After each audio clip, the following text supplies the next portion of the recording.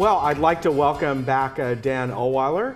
And Dan, today we're talking about the one By the mistake. way, I'm drying out a little bit. You're drying out a little bit. Yeah, All right. We've had a lot of rain. And well, yeah, so if we, you know, I should have invested in water futures or something. I don't know. Is there such a thing? But yeah, we've had a lot. Over at our house, over 23 inches since January, since January 1st. Oh my gosh. Well, unfortunately, I have like many people, I have a slope in my backyard. Oh, you do? And so when it lightly rains, it's okay. But when you have downpours like we've had before, it gets a little bit messy. But so I'm going to start planting some ground cover for next there year. you go. Yeah, so, fortunately we don't have a slope. And yeah. several years ago when we moved in, we had a landscaper come in and redo our backyard just a little bit, right. put in drainage right. and stuff. And in fact, it was a gentleman who used to work here and had his own company. I saw him the other day. He just walked in to kind of say hi, and our backyard has been perfect. Great. Well, I have lots of drains, but unfortunately, when it's a downpour, a lot of the leaves get into the drains, and you know, we all deal with this, you know. So, well, today we're going to be talking about the one mistake almost all retirees make in retirement. Well, that's an opinion. Again, it's an opinion, you know. yeah. But you know, one of the things a couple things that you've always said is, you know, you don't want to outlive your money. Right. But on the other hand, which means, you know, sometimes you have to look. You need a little bit of growth to that money at the same time. Right. You know? But on the other hand, you get to a point in your life where maybe you don't have much income coming in anymore, and you want to preserve what you have. And there's that the dichotomy of preserving what you had versus trying to build what you have. Right. You know, and that comes into risk tolerance. Yeah. You know, and we actually have a program that we have people sit down and do in our office that kind of goes through a scenario of how much you're willing to risk in order to gain. Mm-hmm. You know, it's kind of like when we go to the eye doctor, he says, well, does this look good or does this look good? Yeah. You know, and you go through and funnel it down and you come up with what we call a risk analysis score. Right. Okay. Right. And so that score can be anywhere from 0 to 99. Mm-hmm. Most of our people are falling under 50, just simply because they're older and they don't want to risk a whole lot, you know. But when you get and you kind of zero in on what your risks could be, maybe you have a portfolio of $1 million or 500,000 or whatever it might be, and your portfolio says you should have a mix of 60% stocks and 40% bonds. Mm-hmm. And then you have a IRA and a regular account. And so you put 60%, 40% in each account. Okay. Yeah. That can work sometimes, but most of the time what you want to do is probably put your less aggressive portfolio in your retirement account for tax purposes. Okay. Because if you're going to take your $1 million and split it 60-40, put the 40% in your IRA, 60% in your non-qualified account, because your non-qualified account gets treated as capital gains, and your IRA gets treated as ordinary income. So if you're going to balance your portfolio, put the less aggressive ones in your IRA, so the growth in there isn't going to cause you a lot of ordinary income tax. And so along the way, what we find is that people will take their risk tolerance and split it the same way in each account, 60%, 40% in IRAs and 60-40 in your non-qualified account, where if you're having, you know, 500,000 and you need 60%, you know, maybe you ought to put the 60% in your non-qualified, the 40% in your IRA account, simply because you don't want to be building up a big, huge tax burden, and you're still spreading out your risk between the two types of accounts. That makes sense. You know, so overall, what we find is that when a broker or somebody say, well, you should probably be 60-40 or 50-50 or whatever it is, they take the same 50-50 in each account, when you ought to be maybe putting the 40% in your IRA and the 60% in your non-qualified account. Yeah, I see your point, because as you said many times, you know, when you begin to take that money out of your IRA, you're being taxed on your gains. You're going to have but the it's taxed same as risk ordinary tolerance. income. It's just Yeah. that you've put all the growth in your non-qualified and your less growth in your IRA account. So your overall portfolio is going to have the same risk tolerance than if you put 60-40 in each account. Yeah. Okay.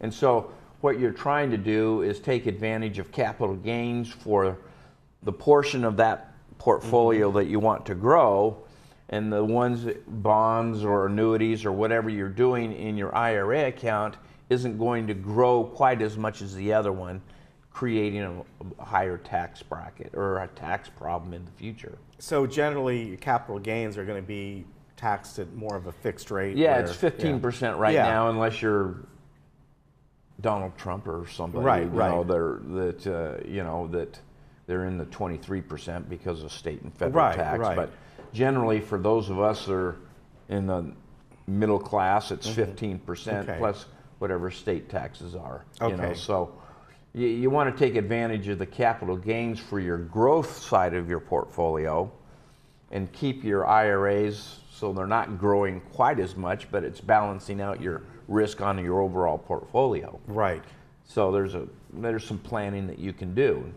Now, when it comes to the risk tolerance, that's up to the individual, Sure. of course. Are there safer ones, or I guess what I'm saying is, you know, you can put your money in annuities or whatever it might be. Under the mattress. Safe and under the mattress. You know, pretty safe, maybe not get a lot of growth. You can some years and other years not. But what would be, in your opinion, like the next level up as far as risks?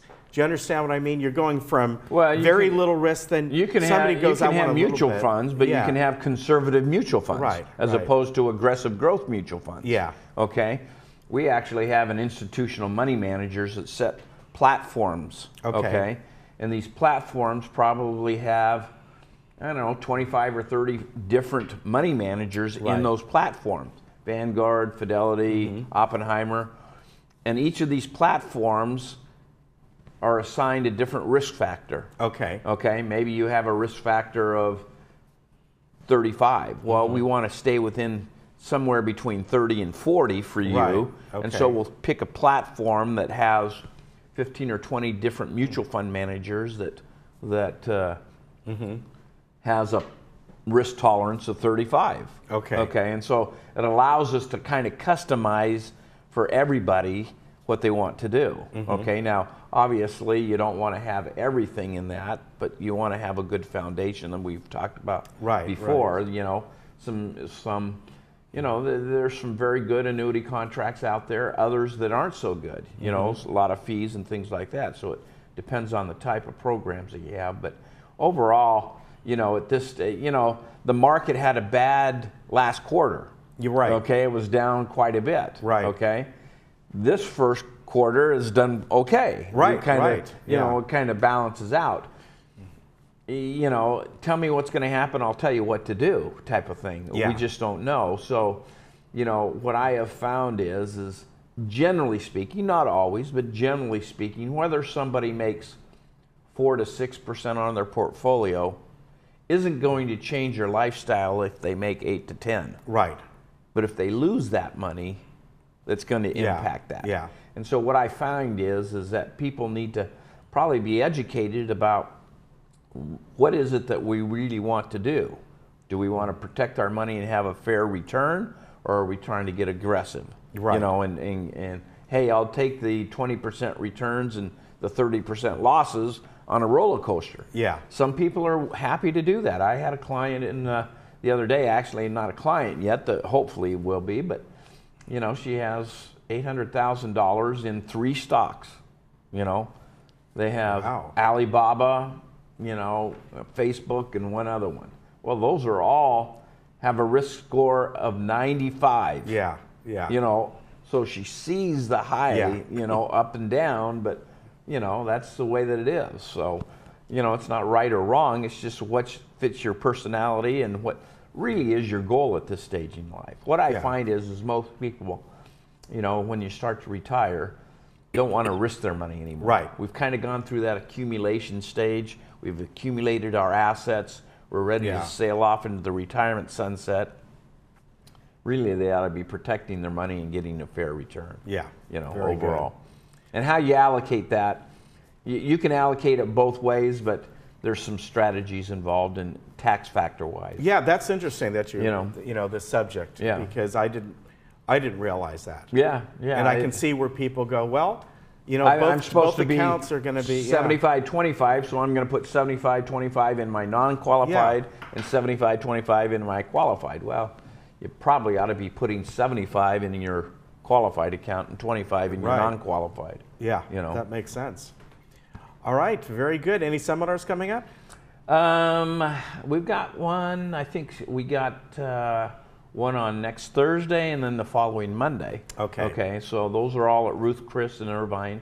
And if somebody would like to attend, they can give us a call, and we'd be happy to have them. All right. All right. Very good. If you want And if anybody would like to have that risk tolerance test, they can give us a call. We'd be happy to do that at no charge. Yeah, I think that's important. Yeah. Yeah, definitely. Sure. The number's on the screen, 949-859-8900, and it's sterlingfa.com, and always good to see you. I have a son getting married tomorrow, so it's a good weekend. It is. Yeah. Yes. So. It means he's getting out of the house, or he's already out of the house? Well, he was in our house until a month ago when they got their apartment. So, okay. So technically they're out of the house. All right. So very good. Tell Kyle congratulations. Okay. Take care. Good to see you. Take care. We'll be right back.